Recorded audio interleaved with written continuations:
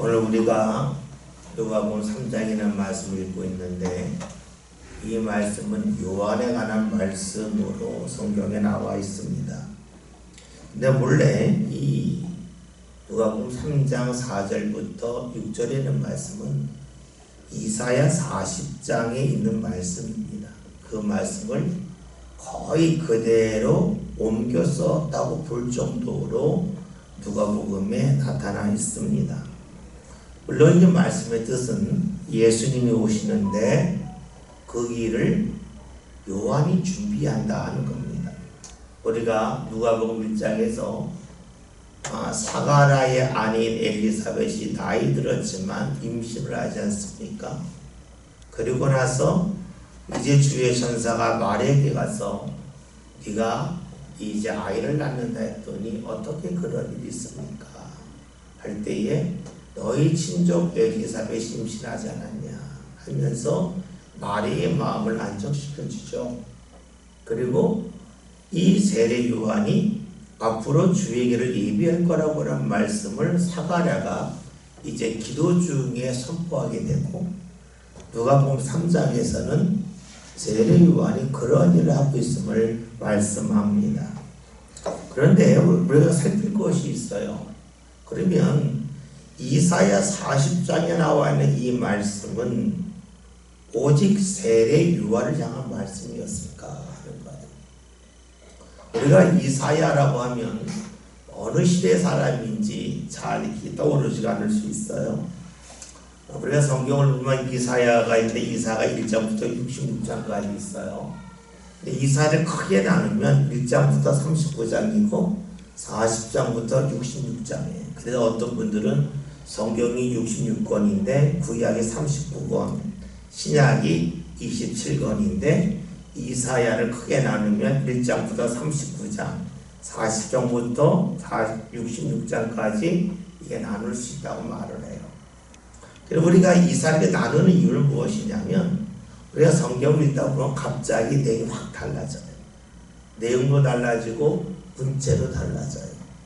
이사야 1장부터 39장은 사건에 관한 말씀이라면 40장부터 갑자기 선포를 해요. 그 이유가 무엇이냐면, 많은 학자들이 이사야 연구하면서 내린 결론은 이사야 1장부터 39장은 예수님이 오시기 전 주전 한 740년부터 700년 사이에 일어났다 일로 봐요.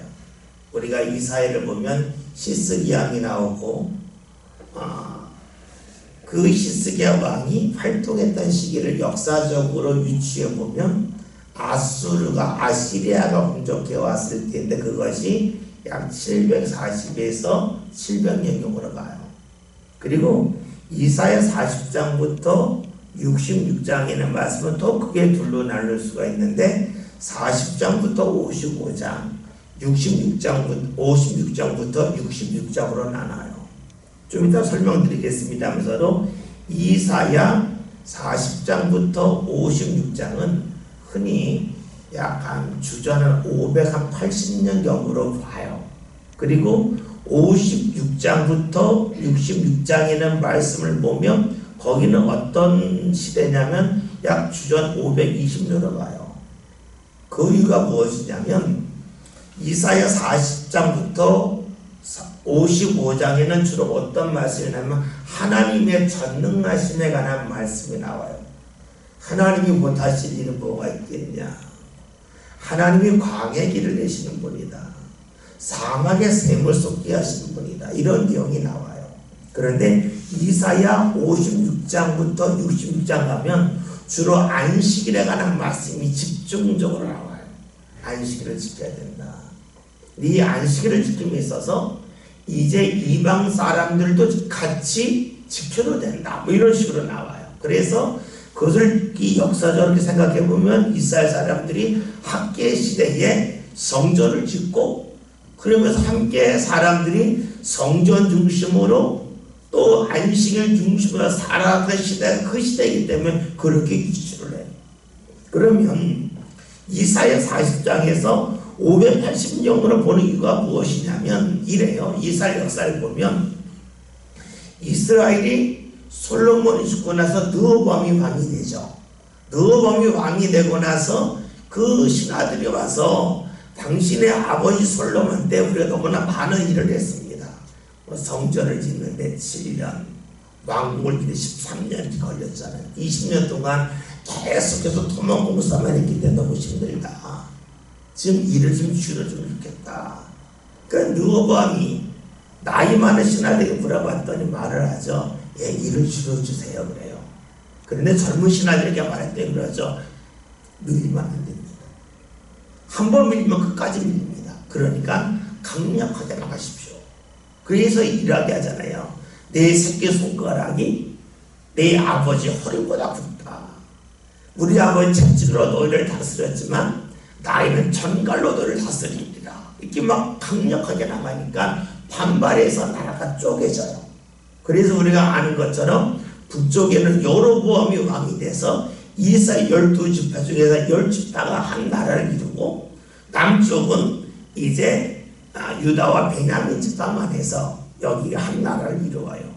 그런데 이 북쪽의 나라는 한번 반란을 일으켰잖아요. 반란을 일으켜서 나라를 세웠기 때문에 그 나라는 계속해서 반란이 일어나요. 그러다가 성경으로 보면 아시리아에게 나라가 망해요.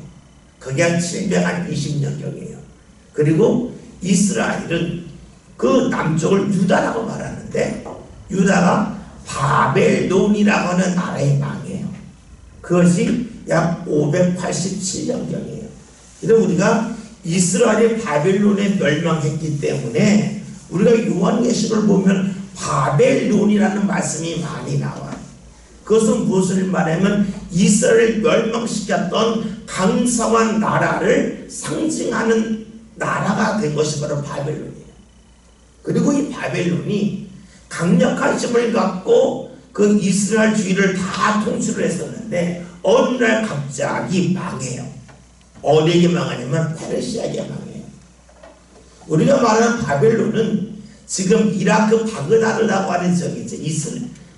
이라크의 수도 바그다드잖아요. 우리 예전에 신바트에 보면 바그다드가 많이 나왔는데 거기가 이라크의 수도예요. 그 지역이 바벨론 문화였다면 성경에서 페르시아를 원래 파사라고 하는 나라로 쓰는데 한글로 바사라고 해요. 그 나라 어쩌면 지금의 이란 지역을 말해요. 이 지역의 나라가 갑자기 정복을 해요. 그런데 바벨론과 이 페르시아의 차이가 있어요. 바벨론으로 들어간 이스라엘 사람들 중에서 똑똑한 사람들 다 포로로 끌고 왔어요. 우리가 예레미야를 보면 예레미야가 그 포로로 끌려간 사람들에게 너희 성이 평안하길 위해 기도하라. 뭐 이런 말씀이 예레미야 29장에 나와 있는데요. 포로로 끌고 왔어요. 왜 끌고 왔냐면 나라의 지도자들을 싹 끌고 가면 반란을 일으키지 않을 거다. 그러한 정책이었어. 아주 강압적으로 힘으로 눌렀어요. 그런데 페르시아는 정책이 달라져요. 왜 정책이 달라지냐면 포로로 끌고 온 이유가 어디냐면 경제적으로 부흥하기 위함이거든요. 가령 우리나라가 힘이 세서 옆 나라를 식민지 삼았다. 왜 식민지 삼아요? 경제적으로는 이익을 얻기 위하여 식민지를 삼지 경제적인 손해를 감수하기 위하여 식민지를 삼지 않아요. 그러니까 모든 나라가 어느 영역을 점령한다고 하는 것은 이 나라의 사람들로 하여금 세금을 많이 거두어서 우리들은 일을 조금 하고 배불리 살겠다고 하는 마음을 갖고 정복 전쟁을 벌여요. 그런데 이 페르시아가 보았더니 똑똑한 사람을 다 데리고 왔다고 봤더니 그 나라에서 농사가 안 되는 거예요. 세금이 안 거치는 거예요. 그러니까 정책을 바꿔요. 어떻게 바꾸냐면 똑똑한 사람을 다시 나라 돌아가게 해요. 그리고 나서 너희가 가서 통치를 하면서 대신에 세금만 잘 내라는 거예요. 대신에 우리한테 덤비지 말고 우리에게 세금을 잘만 내면 된다 하는 식으로 바뀌어요. 그러니까 온화 정책을 벌려요. 지금 이사야가 주에게를 예비하라고 주의 말씀을 선포할 때가 언제냐면 바벨론이 망하기 직전이에요. 그리고 이 바벨론이 망하면 페르시아라고 하는 나라, 성경 바사가 되겠죠. 바사가 이제 그 지역의 맹주가 되면서 통치를 할 터인데, 그들의 통치는 포로들을 돌아가게 하는 거예요. 돌아가게 하면서 그 땅에 가서 잘 너희가 농사를 지어서 세금만 잘 내라 하는 거예요. 그래서 바벨론의 포로로 끌려갔던 이들이 바벨론이 망하고 페르시아가 그 땅을 정복하게 되니까 이스라엘로 돌아와요. 그것이 바로 바벨론 포로를 끝나고 이스라엘이 돌아오는 것에 관한 말씀이에요. 그런데 이사야는 이 바벨론이 망하기 전, 아직 강성하지만 하나님이 그의 감동을 주고, 야, 이 나라 오래 가지 않는다. 그러니까 이사야가 말씀을 전하는, 오늘 말씀처럼 광야에 외친 자의 소리가 있어 이르되 너희는 주의 길을 예비하라. 그의 오실 길을 곱게 하라. 주께서 오신다는 거예요. 오신다고 하는 것은 주의 역사가 일어난다는 거예요. 모든 골짜기에 메워지고 모든 산과 작은 산이 낮아진다. 이 말은 무엇이냐면, 골짜기에 갑자기 막 지진이 나서 이렇게 메워지거나 땅이 막 융기가 돼가지고 평평해진다는 것이 아니라, 산과 산이 가깝잖아요. 가까운데 골짜기가 있으면 가까운 거리지만 시간이 오래 걸리겠죠. 근데 골짜기가 메워지면 가까운 거리 금세 가겠죠. 다시 말하면 너희가 생각할 때에 너희가 이 바벨론의 포로에서 벗어나는 것이 아주 먼 훗날이라고 생각하겠지만 그날이 아니다. 가깝다. 그것이 뭐예요? 골짜기에 메워진다는 거고, 산이 낮아진다고 하는 것은 산을 넘어가려면 시간이 오래 걸리는데 산이 평평해지면 금세 가잖아요. 그러니까 하나님의 역사가 곧 일어날 거다 하는 것을 말씀하는 거고요. 그래서 6절에 모든 육체가 하나님의 구원하심을 보리라. 너희 살아있는 사람들이 하나님께서 너희를 바벨론의 포로에서 다시 너희 고국으로 돌아갈 수 있도록 역사하심을 볼 거라고 말씀을 전합니다. 다시 말하면 이 당시의 이 말씀은 이스라엘 사람들이 들어야 될 말씀이었어요.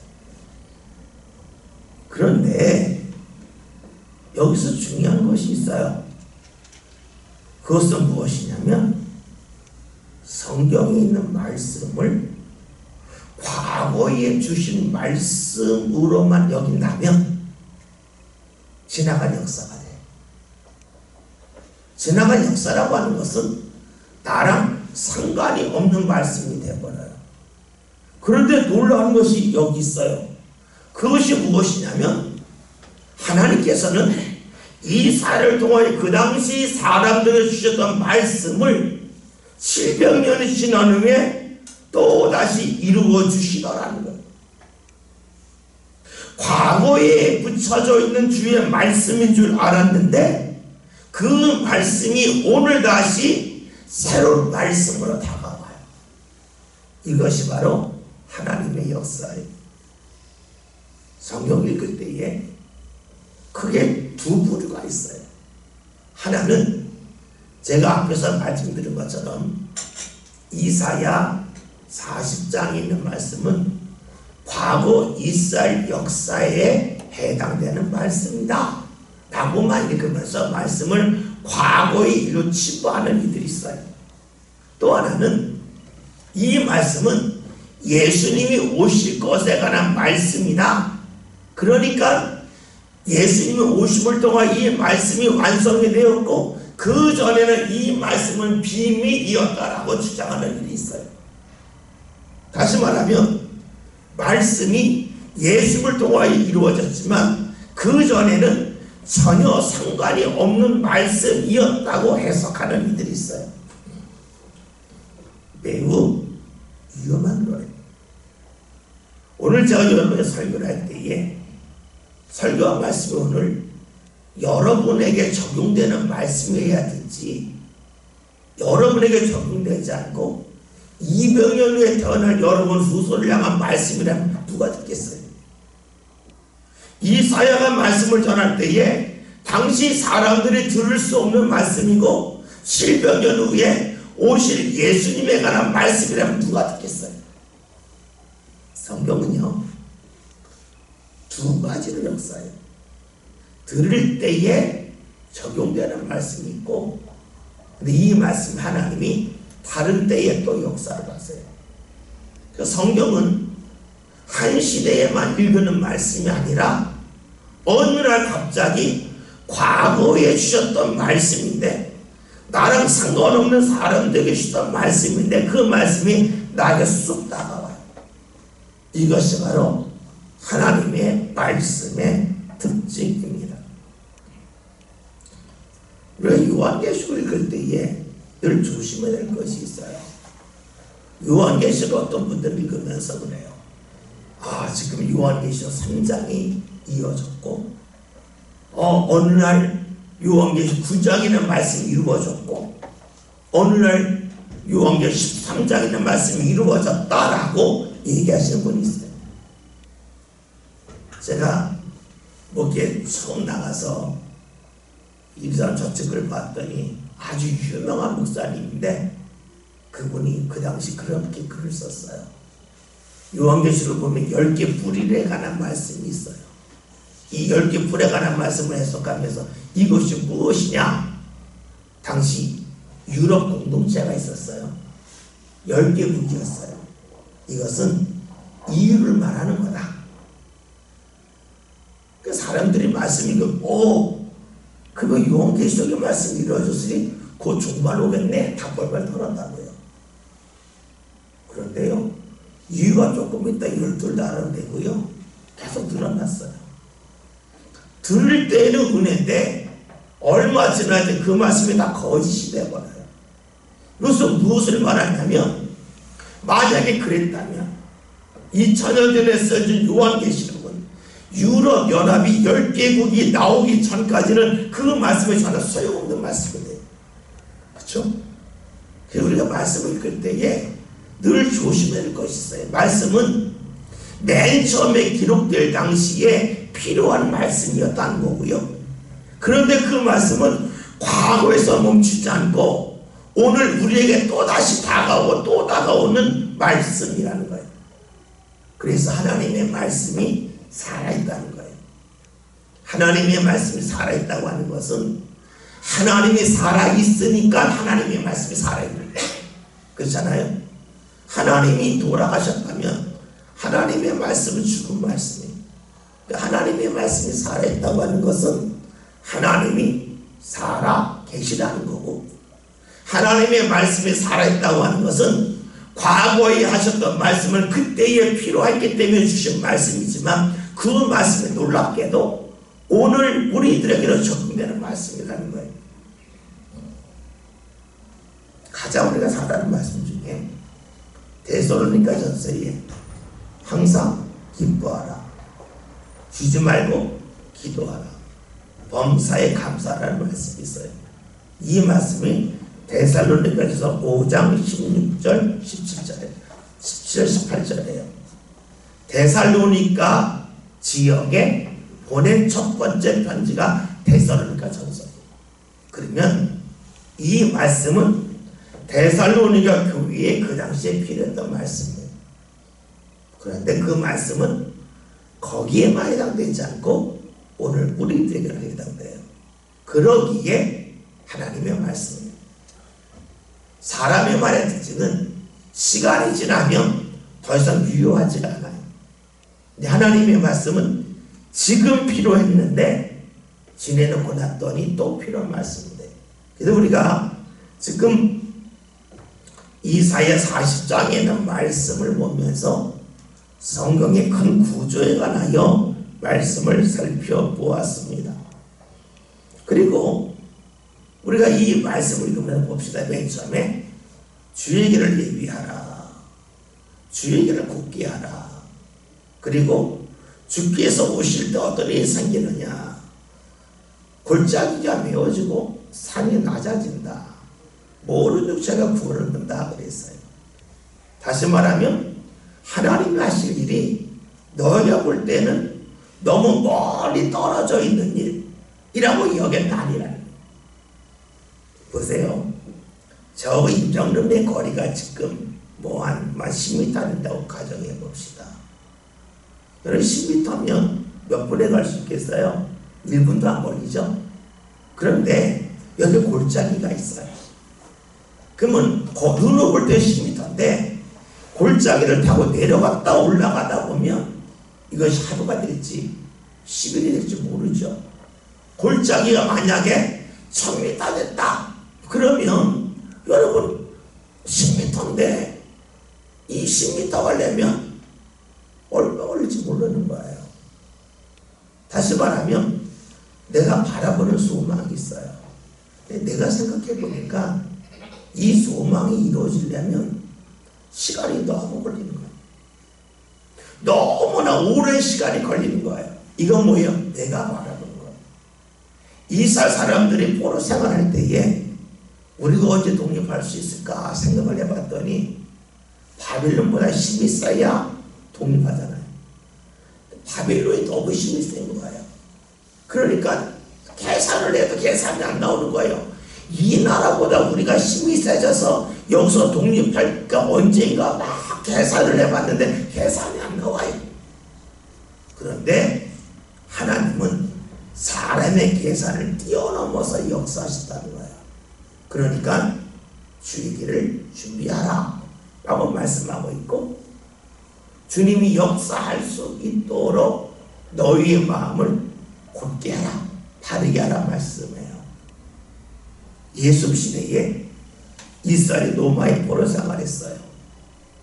우리가 언제 자유를 얻을까? 너무너무 먼 미래예요. 도저히 그 자유가 올 것 같지가 않아요. 그런데 주님께서는 아니라는 거예요. 주님이 오시니까 준비하라는 거예요. 물론 사람들이 생각한 자유는 육체의 자유였고, 예수님이 준 자유는 육체의 자유를 넘어서는 영혼의 자유예요. 환경의 자유가 아니라 환경을 뛰어넘는 영혼의 자유예요. 이것을 허락하셨어요. 여러분, 오늘 우리 삶도 역시 그래요. 내가 계산하는 것과 하나님이 하시는 건 달라요. 내가 계산해서 언제 내가 집을 살까? 내가 언제 발 쭉 뻗고 살까? 내가 계산해서 내 자녀에게 얼마나 많은 투자를 해야 내 자녀가 좀 좋은 학교 가고 좋은 직장 들어갈까? 계산해도 계산이 안 서요. 그런데 주님은 말씀해요. 주님이 하신다. 주의 길을 예비하라. 그러면 모든 육체가 돈을 물 거다 말씀하고 계세요. 우리가 이 말씀은 이사야를 통하여 주셨던 이사야의 말씀도 되고, 예수님 시대에 사람들을 향하여 주시는 말씀이고, 이 말씀은 오늘 우리를 향하여 주시는 말씀이에요. 그러기에 성경이 하나님의 말씀이고 그 말씀을 붙잡는 것이 되겠죠. 요한에 관한 말씀이었고 7절 함께 보겠습니다.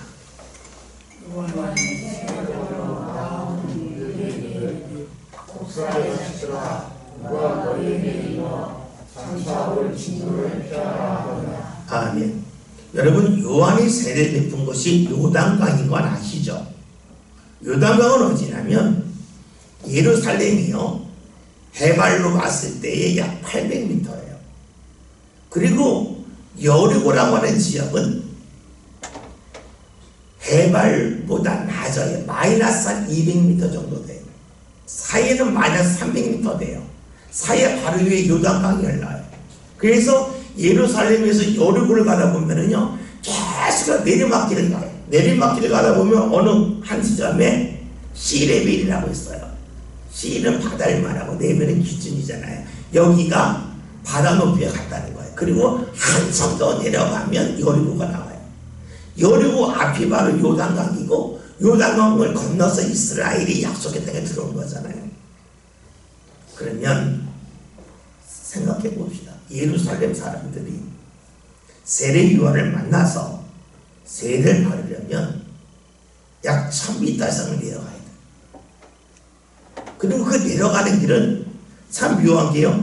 예루살렘을 중심으로 해서 이 여리고가 어느 쪽에 있냐면요, 서쪽에 있어요. 예루살렘 동쪽에 지중해가 있어요. 바다가 있어요. 근데 이쪽은 불어요. 비가 와요. 그런데 예루살렘을 넘자마자 비가 안 와요. 우리나라에 보면 회년상이라고 높새바람이라고 있죠. 아마 여러분 기억하신 분인지 모르겠는데 학교 다닐 때 배우셨을 거예요. 이 서쪽에서 바람이 불면 500m 올라갈 때마다 뭐 0.5도씩 내려가고, 산을 넘고 나면 500m 내려갈 때마다 1도씩 올라간다 그래요. 그래가지고 높새바람이 불게 되면 인천과 강릉을 봐서 강릉이 훨씬 더 더워져요. 이 회년성이라는 게 있어요. 그런데 그것도 마찬가지예요. 비바람이 이렇게 구름을 타고 이제 비가 내리잖아요. 근데 예루살렘 지역이 높기 때문에 비를 갖고 있는 구름이 넘질 못하니까 다 여기 비를 내려요. 딱 넘어서는 순간에 완전 광야가 돼요. 그래서 예루살렘에 올라가 보면은요, 지중해 쪽을 보면 파래요. 근데 지중해 예루살렘 꼭대기에서 서쪽을 보면, 여러 쪽을 보면은요, 빨개요. 그냥 빨개요. 나무가 없어요. 그리고 나무가 있다면 오아시스 지역, 그런 데만 있어요. 그러면 여러분, 예루살렘에서 여리고까지 내려가는 게 얼마나 힘들었겠어요. 근데 사람들이 세례받으러 갔다고요. 그럼 어떻게 해야 돼요? 장하다고, 수고했다고 칭찬해 줘야 되잖아요. 그런데 오늘 말씀을 보면 요한이 세상 말로 하면 차마 입에 담을 수 없는 말을 해요. 독사의 자식들아, 누가 너에게 일러 장척을 친 너를 피하다 하느냐. 교회를 말하면 여러분이 멀리서 교회에 오고 잠 못 자고 교회에 왔는데 목사가 여러분들에게 설교할 때에 이런 식으로 독사의 자식들을 하면 누가 나만하겠어요? 다 떠나지 않겠어요? 왜요? 내가 이런 말 들어봤나? 이런 말이 되는 거예요. 근데 여러분, 여기서 우리가 신앙에 대해 꼭 생각할 것이 있어요. 오늘 새벽기도식에 대한 말씀을 들었는데요, 우리가 신앙생활을 하는 이유는요, 자존심 세우려고 하는 게 아니에요. 신앙생활하는 이유는요, 내 자존심을 무너뜨리고 내 삶을 새롭게 세우려고 하는 거예요. 그렇잖아요? 내 자존심을 세우려고 신앙생활하는 거 아니냐고. 여러분이 11조를 30만 원 한다고 생각해 봅시다. 이 30만 원 가지고요, 사람들을 만나서 음식을 사줘봐요. 여러분의 자존감이 엄청나게 올라갑니다. 다 칭찬하고 난리가 납니다. 그런데 30만 원 11조 따고 교회에서 박수하지 않습니다.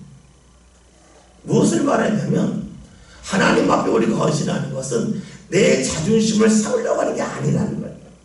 근데 우리는 자꾸만 신앙의 출발을 다른 데 둬요. 내가 하나님을 만나서 나를 새롭게 하겠다. 이것이 신앙이에요. 신앙은 무엇을 말하냐면 우리 집이 오래된 집이에요. 50년 된 집에 그 금이 갔어요. 그럼 어떻게 재건축해야 되잖아요. 재건축하는 것이 중요하잖아요. 신앙생활은 재건축하겠다는 거예요. 50년 된 아파트에다가 거기에다가 명품백 갖다 놓읍시다. 50년에서 금간 아파트에다가 거기에다가 알루미늄 샷이 고급으로 합시다. 한 다음에 여러분 뭐라 그랬어요? 정신 나갔다 그러지 않겠어요? 그 무너질 집인데 언제 어떻게 될지 모르는데 그거 아니야. 그 돈 갖고 집 퍼벌고 살자라 하지 않겠습니까? 신앙생활은 지금 내가 똑바로 됐기 때문에 나를 치장하겠다는 게 아니에요. 내가 잘못됐기 때문에 나를 무너뜨리고 새로 세우겠다는 거예요. 그러니까 무너뜨려야 될 대상이 나예요. 그러니까 자존심을 앞세울 수 없는 거예요. 근데 우리는 신앙생활을 하면서 출발이 잘못될 때가 많아요. 자꾸 자존심을 내서 자존심을 내세우니까 제가 한번 금요 이럴 때 얘기한 것 같은데 말씀드린 것 같은데 교회에서 나만 헌신하고 다른 사람 헌신하지 않으면 나는 무속인가? 누구는 상봉이고 뭐 이런 생각이 나와요. 그리고 자꾸만 나를 칭찬해 주길 원해요. 칭찬할 일도 하지 않았는데 칭찬받으려고 그러고 칭찬하지 않으면 나를 무시한다고 생각을 해요. 여러분 오늘 말씀에서 요한이 독사의 자식들이라고 그랬어요. 왜 그랬을까요? 미웠을까요? 아니요. 다시 세워야 되기 때문에 그래요. 무너져야 다시 세울 수 있잖아요. 여러분 신앙생활은 나의 자존심을 세우는 게 아니에요. 내 자존심이 깨지고 주님이 나를 붙잡아 주셔서 새로운 내가 되는 거예요. 그래서 신앙생활 하면서 나 자존심 상해서 못다녀라고 말한다면 정직하게 말하면 신앙생활 할 수 없는 분이에요. 신앙생활은 자존심을 앞세우는 게 아니에요. 요한이 이런 설교를 했을 때에 자존심 앞세우고 돌아간 사람도 있었겠죠. 기분 나빠 돌아간 사람도 있었겠죠. 그리고 요한을 만나러 오는 그 시간과 그 많은 그 경비를 앞으로는 자신을 회상할 수 있겠죠. 그런데 이 사람이 나중에 잘했다고 할 수 있겠는가 하는 거예요. 그럴 수 없다는 거예요. 지금 요한이 사람들에게 말해요. 독사의 자식들아 라고 말합니다. 그거 뭡니까? 그런 말을 들을 각오가 되어 있냐? 자존심을 꺾을 각오가 되어 있냐? 그런 사람만이 하나님 앞에 새로 설 수 있고 하나님 새로 가질 수 있다는 거예요. 나를 벌릴 수 있는 사람이 하나님이 새로 세우시는 은혜의 자리에 있을 수 있지. 나를 중요하게 여기고 나의 자존심을 앞세운다면 세울 수 없다는 거예요. 자존심을 이제 다른 말로 바꿀게요. 내 계획이 있어요. 여러분 신앙생활은 내 계획을 이뤄가는 게 아니에요. 내 계획이 무너져가는 거예요. 물론 내가 원했던 것이 하나님이 원했던 것과 일치한다면 그건 붙잡아야 되겠지만 하나님과 맞지 않는다면 그 계획이 무너지는 게 신앙이에요. 그리고 내 계획 중이라는 거가 있죠. 내가 이만큼 투자하면 잘 되겠지. 이런 자리에 가면 행복하겠지. 뭐 이렇게 생각할 때가 상당히 많습니다. 여러분 한번 생각해 봅시다.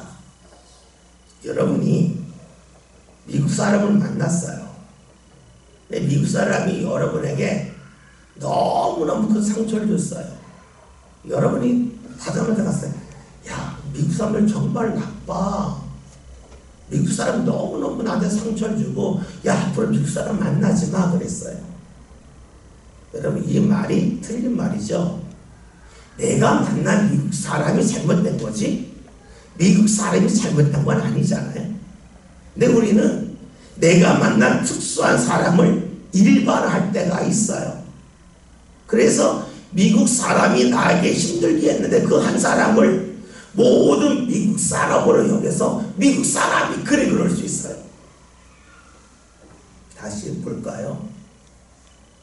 어떤 사람이 돈이 있어서 행복해 보였어요. 말을 해요. 아, 돈이 있어야 행복해 그래요. 그럼 여러분 돈이 있는 사람도 행복한 거예요? 돈 있는 사람 중에 누가 행복한 거였습니다. 다시 본다면 내가 돈이 부족해도 행복할 수 있어요. 상황이 모든 감정을 결정하진 않아요. 상황이 모든 느낌을 결정하진 않아요. 근데 우리는 너무 일반화해요. 내가 만난 미국 사람이 나를 힘들게 했어. 미국 사람은 나빠. 미국 사람 만나지 마 그래. 마찬가지로 누가 돈이 있어 무섭네. 나는 돈이 있어야 행복해. 그럴 수 있고요. 내 자녀가 어느 학원을 다녀야 공부를 잘해? 내 자녀가 무엇을 해줘야 나를 좋아할 거야? 너무 일반화해요. 그것이 무너지는 게 신앙이에요. 지금 요한이 사람들에게 말하는 거예요. 네게 무너져야 돼. 그래야 너희가 새로워질 수가 있고 너희가 하나님을 만날 수 있어. 그래요.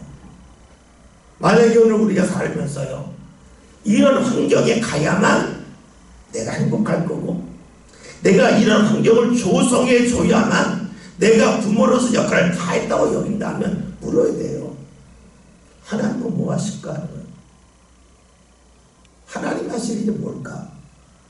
내가 볼 때 이런 환경으로 내 자녀를 만들어줘야 내 자녀의 앞길이 열릴 거라고 여기면 물어야죠.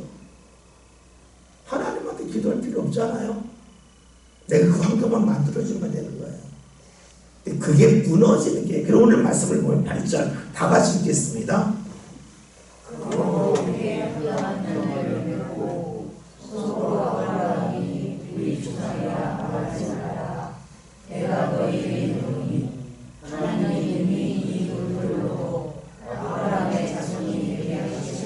아멘. 회개라고 하는 말씀이 뭐냐면, 너희가 아브라함의 삶을 자랑하지 않냐? 근데 이 자랑할 만한 것 하나님이 돌 가지고 만들 수 있다. 다시 말하면 너희가 원하는 환경이 있는데 그 환경을 하나님이 야, 돌 하나 가지고 충분히 만들 수 있어. 하나님 그게 안 하신다는 거예요. 왜냐? 그것이 우리에게 도움이 되지 않기 때문에 그래요. 우리는요, 내가 하는 일이 무너지지 않기를 원해요. 내가 하는 일이 계속해서 잘 되기를 원해요. 그리고 계속 좋은 자리에 올라가기를 원해요. 근데 여러분, 그런 사람이 이 세상한테 어떻게 살까요? 좋은 자리에 묶은 사람을 깔봐요. 내가 원하는 대로 게 좋죠. 여러분 자녀들이 원하는 게 다 잘 되면 좋죠. 그러면 여러분의 자녀가 결혼해서 배우자를 만났을 때에 그 배우자는 여러분 자녀의 종이 되게 돼요.